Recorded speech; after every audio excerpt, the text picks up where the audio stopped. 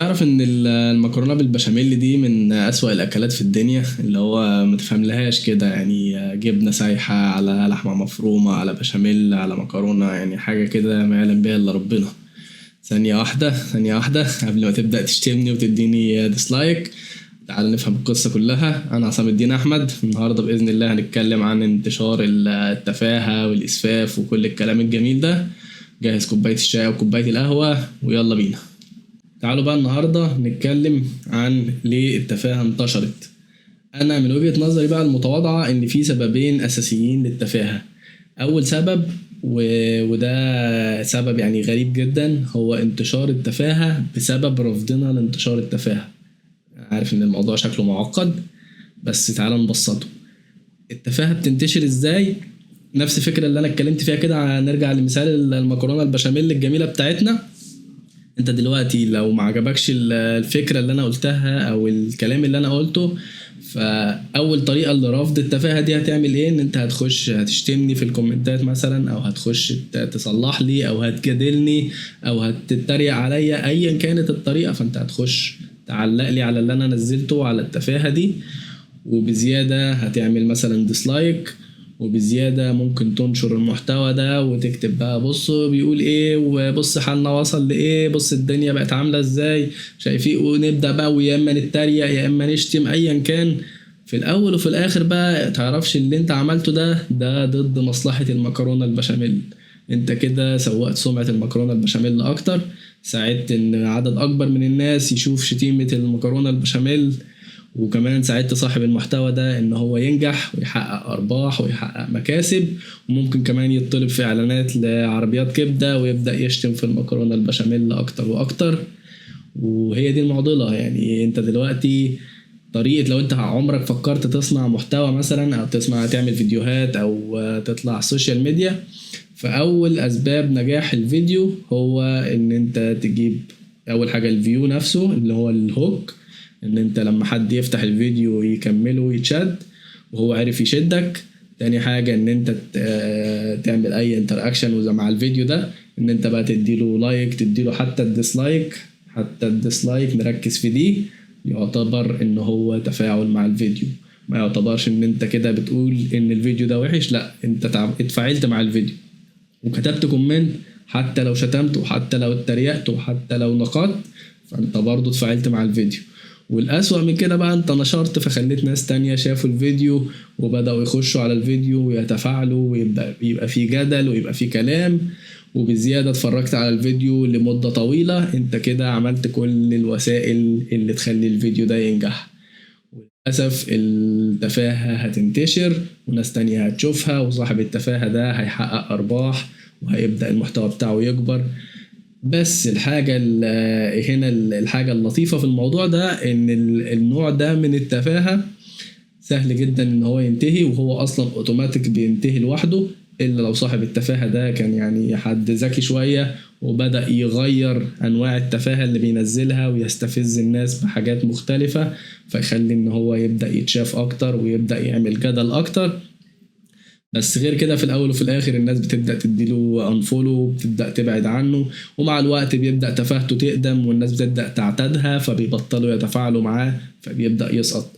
ولو شفنا امثله من كده، بس يعني ايه بدون ذكر اسماء، بدات بالخليل كوميدي مثلا، اللي برضو انا هقدر اقول ان هو نجح. ما يعني هو وقتها كان ناجح باللي هو عمله، لان هو قدر ان هو يوصل للناس كلها، وحتى بدأ يطلع في التلفزيون ويطلع في برامج ويطلع في حاجات. فده يعتبر حتى مع ان الناس كانت واخده الموضوع بالسلب، بس هو قدر ينجح حتى لو هيطلع للناس كده كمسخه تتريق عليه. فهو ده بالنسبه له هو، انا ما بتكلمش بقى في قيم وفي اخلاق وفي موصل وفي الحاجات دي، لا بالنسبه له هو حقق اللي هو عايزه، ان هو نجح بالطريقه دي. ناس كتير بتعتمد على الطريقه دي من استفزاز المشاهد عشان ياخدوا اللي هو الانتراكشن اللي هم عايزينه فينجحوا بيه. وللاسف يعني دي طريقه طبعا سيئه جدا، يعني اللي هو زي الناس اللي بتطلع مثلا تخش بقى التحديات وتهزق نفسها، واغلب النشر واغلب اللي بيشوفوا المحتوى ده بيشوفوه كاستنكار، بس هم ما يعرفوش ان هم بينجحوا المحتوى برضو للاسف. بس زي ما قلت ان النوع ده من التفاهه يعني سهل حله، وهو اصلا بينتهي مع نفسه مع الوقت. بس عشان نمنعه فاحنا اسهل حاجة ان احنا ما نتفاعلش معاه خالص، ما تتفرجش عليه، لو عدى قدامك جريه، ولا انتر اكشن ولا كومنت ولا شير.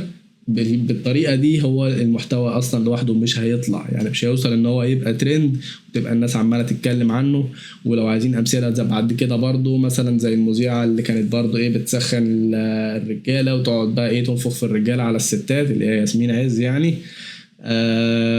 برضو تيجي تبص على الكومنتات عندها تلاقيها كلها بنات وكلها ستات متضايقة وعمالة تنتقدها، وايه اللي انت بتقوليه ده، ويشيروا شايفين الهبل. نفس الطريقة هي قدرت تنجح وقدرت تحقق نجاح، واكيد حققت ارباح كتير جدا بسبب ان هي خلاص حطت نفسها ترند. وحتى لو بالسلب زي ما قلت، هو نجاح وهو فلوس وهو انتشار للتفاهة. نبعد عنه، ما نتفاعلش، ما نكتبش كومنتات، هينتهي. الاخطر بقى هو النوع التاني من التفاهة، هو التفاهة اللي احنا بنحبها، التفاهة اللي عليها اغلبية الناس. زي مثلا، زي مثلا ممكن نقول مثلا لعيبه الكوره مثلا. حتى يعني ما بقولش ان الكوره مثلا حاجه تافهه، بس ما ينفعش تبقى دي يعني الحاجه الاساسيه في الحياه. ما ينفعش ان مثلا احنا كلنا بنستنكر ان ليه لعيبه الكوره مثلا بياخدوا ملايين في العقود، واقول لهم عندهم عربيات وفلل ويعملوا عقود، اصلا احنا لو قعدنا عمرنا كله نشتغل مش هنعمل ربعها. وكلنا مستغربين ومتضايقين من حاجه زي كده. بس انت بص ليومك هتلاقي ان كرة القدم واخدة اهمية كبيرة جدا من حياتك، وقت كبير جدا من يومك، ومشاهدة كبيرة. قيس كده على ده كمجتمع، فخلاص بقى الاهتمام الاكبر مظبوط في الجزء ده. يعني انا هنا هصدمكم، يعني انا عارف ان كنا منتظرين ان ممكن يبقى الموضوع فيه مؤامرة وبتاع، بس يعني النقطة دي بالتحديد ما فيهاش مؤامرة. المؤامرة جاية بعدين وده هتكلم فيها برضو دلوقتي. بس في النقطة دي لا، الموضوع مش مؤامرة خالص، الموضوع هو اهتمام. احنا اهتمامنا رايح في حته. يعني مثلا لو قارنا ليه مثلا لعيبه الكوره بتاخد فلوس كتير، لعيبه تايكوندو مثلا او كونغ فو او اي رياضات تانية ما بتاخدش حاجه خالص الا نادرا وفي بعض البطولات، وممكن مثلا في الحاجات الاولمبيه بس، والحاجات اللي هي اللي عليها يعني مشاهده عالميه وبتاع. لكن مثلا هل تعرف لعيب تايكوندو مثلا في مصر مثلا بيحقق حاجه ولا خد؟ ما فيش. ليه؟ عشان اهتمام الناس مظبوط على كرة القدم. فخلاص يبقى هي ما دام الاهتمام رايح في حته، يعني انت فكر فيها كده كبزنس. لو انا صاحب شركه وعايز اعمل اعلانات، مش هجيب حد الناس ما تعرفوش وما عندوش فولورز وما عندوش متابعين وما فيش حاله اللي هي الجدل والمشاهده عليه دي، مش هيفيدني. انا عايز اعلاني وعايز حاجتي تتشاف، فلا هروح لحد مشهور، هروح للاعيب كوره، هروح لصناعه كره القدم وادفع فيها مليارات وملايين. وكل ده هيصب على فاعل الصناعه دي، على صانع المحتوى ده، وهو عشان كده هيبقى غني وهيحقق فلوس وارباح. هو الموضوع بسيط. نيجي برضو نقول مثلا ازاي بقى مغني شعبي يبقى مليونير وعنده عربيات وفلل، واحنا مش عارف مين وعالم وقاعد على القهوة؟ ليه؟ ما احنا اللي بنعمل كده، والله احنا اللي بنعمل كده. الاغنية الشعبي كلنا بنستنكر وازاي وايه ده وده اسفاف، تنزل الاغنية الشعبي من هنا تلاقي 80 مليون مشاهدة. فاللي هو طب يا جدعان، طب ما هو يعني هو اهتمامنا هنا، فهنا هينجح خلاص. هو ده اللوجيك يعني. نفس الكلام تبص تلاقي مثلا واحدة بترقص، ما خلاص اللي ينزل فيديوهاتها عليها مشاهدات، نجحت خدت فلوس. تيجي بقى الناحية التانية تبص على مثلا حد بيعمل كورسز، ولا حد بيعمل حاجة تعليمية، ولا حد بيعلم لغة، ما فيش مشاهدات وما فيش اهتمام، خلاص ما فيش. فانت تقدر تقيس نجاح من فشل المجتمع بايه الصناعات اللي عالية فيه، ايه الصناعات اللي بتحقق، ايه الصناعات اللي بيجري عليها المعلنين. هتعرف ساعتها خلاص اهتمامات الشعب ده في ايه. يعني مثلا مثال، مثلا امريكا مثلا، هتلاقي الاستثمارات والفلوس الضخمه رايحه مثلا في الكره الامريكيه او رايحه في كره السله. ليه؟ عشان هو ده اهتمامهم.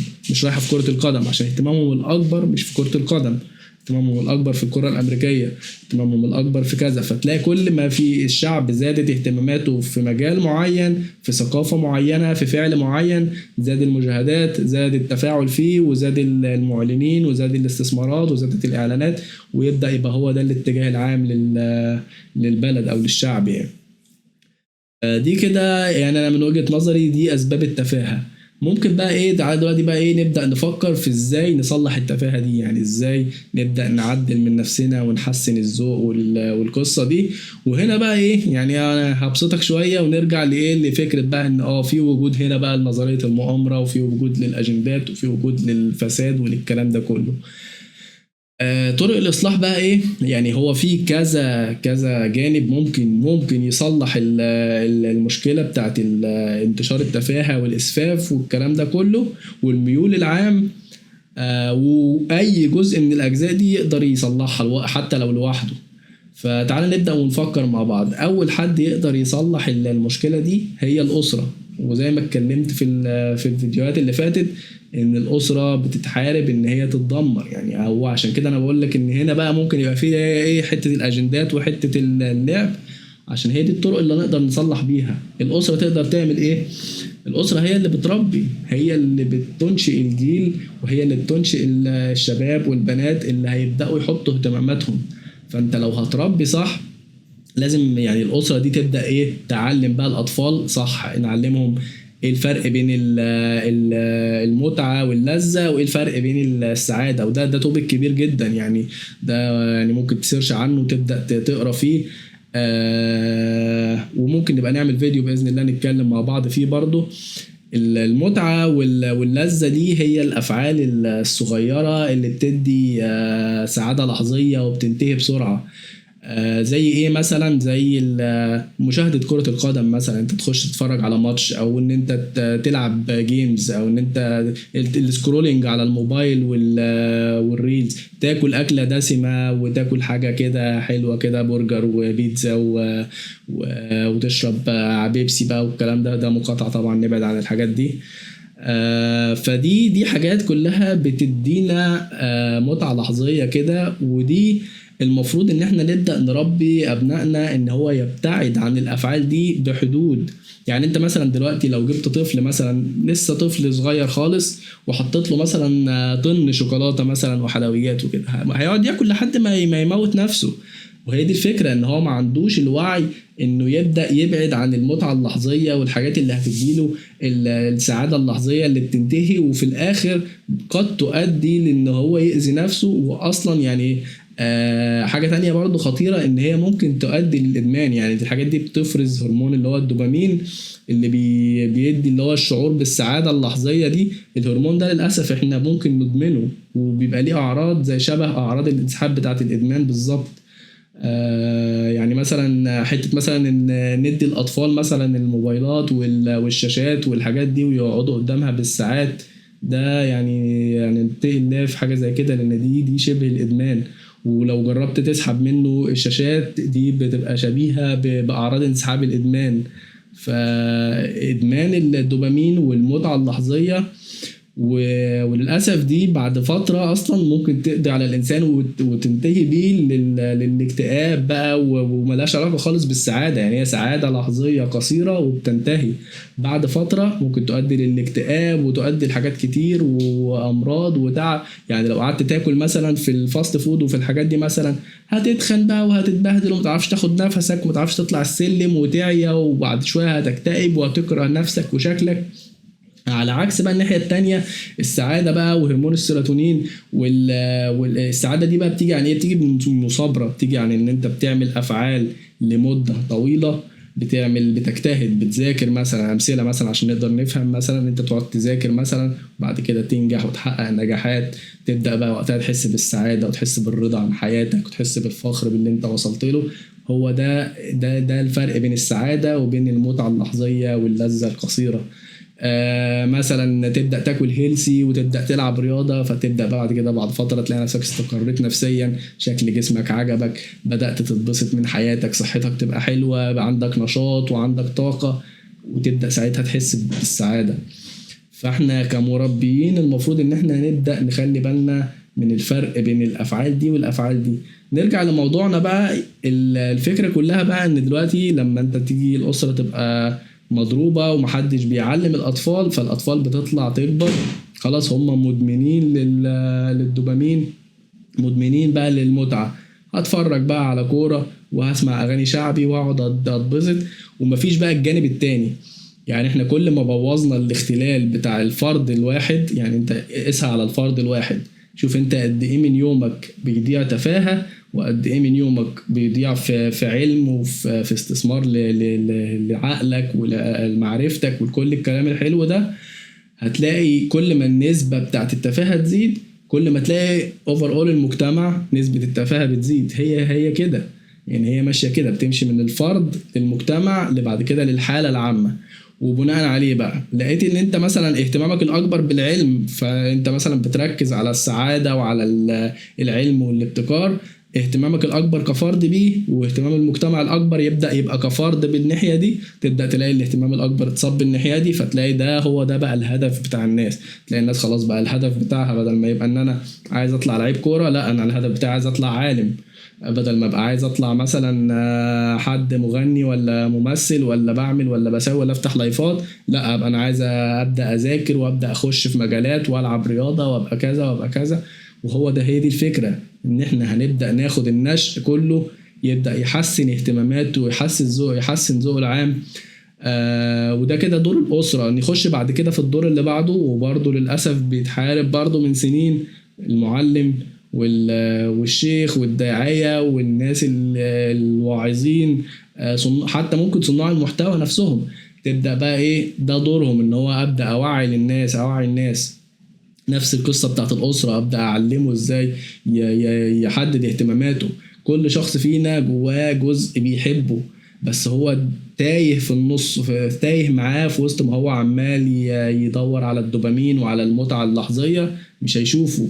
فانت دور بقى المعلم ودور الأسرة والناس دي ان انا ابدأ اركز. الشخص ده مثلا ده بيحب الرسم مثلا، فابدأ ادخله وابدأ اعرفه الاحساس بتاع السعادة الحقيقية لما يقعد يرسم ويعمل لوحة ويبقى فنان. واحد بيحب الكتابة، واحد بيحب التأليف، واحد بيحب العلم، واحد بيحب التكنولوجيا، ادخله في البرمجة، ادخله في الكمبيوتر.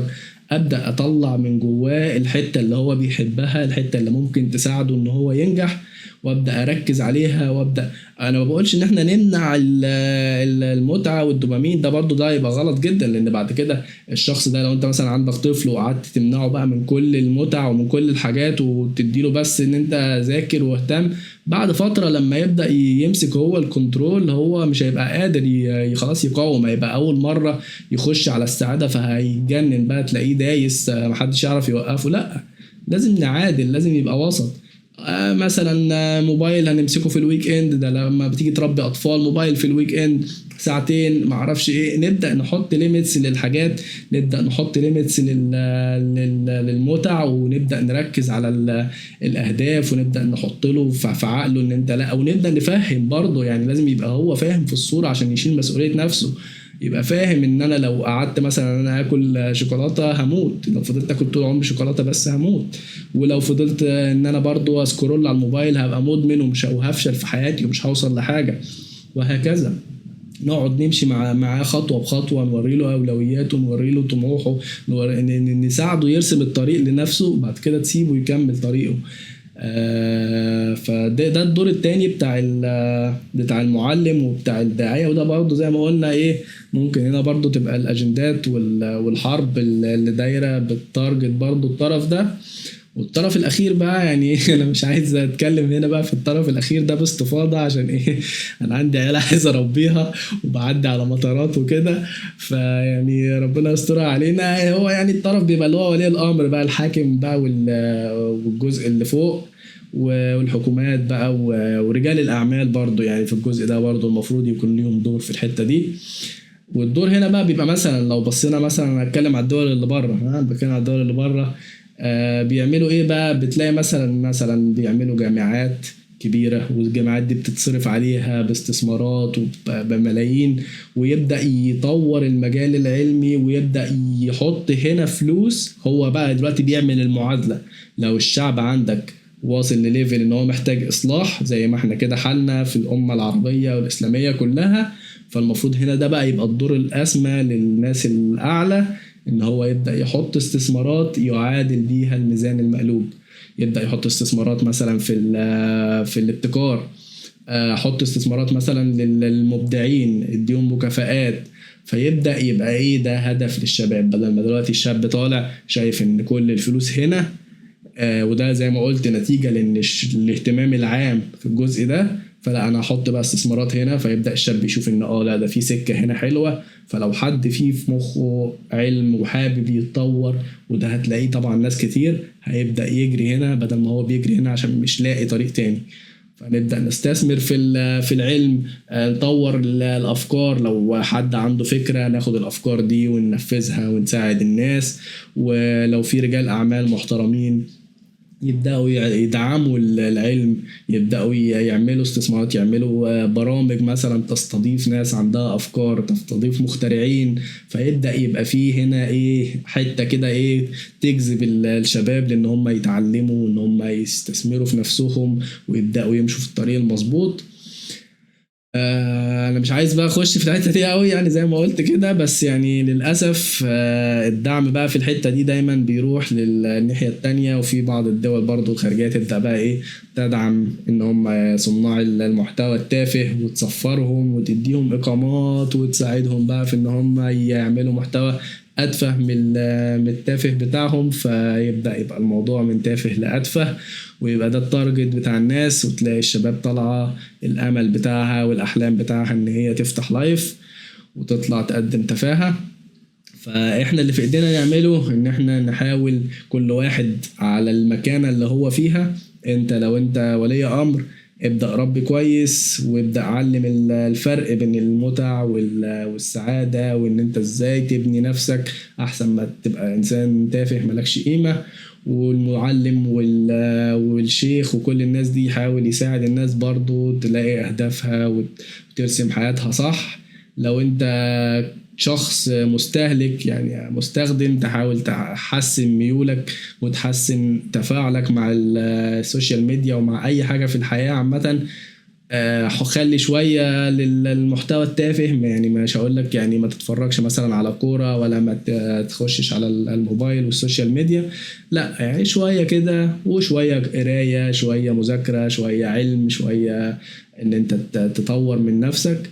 كل ما هتزود الشوية اللي هنا هتلاقي المجتمع بدأ يتحسن. ولو انت رجل اعمال او راجل يعني ربنا كرمه فحاول تستغل المال اللي عندك ان انت تبدأ تدعم العلم وتبدأ تدعم المحتوى الكويس والناس اللي ناوية تعمل حاجة مخترعة مؤلف كاتب. كل الناس دي محتاجة دعم. في ناس بتقعد تعمل شغل في حياتها كلها وفي الاخر ما بيطلعش حاجات تكفيه لمعيشته ولا لأسرته، فيبدأ يتجه للإسفاف للأسف. فربنا ييسر لنا الحال، خلي بالنا من نفسنا ونهتم بأولادنا والله غالب.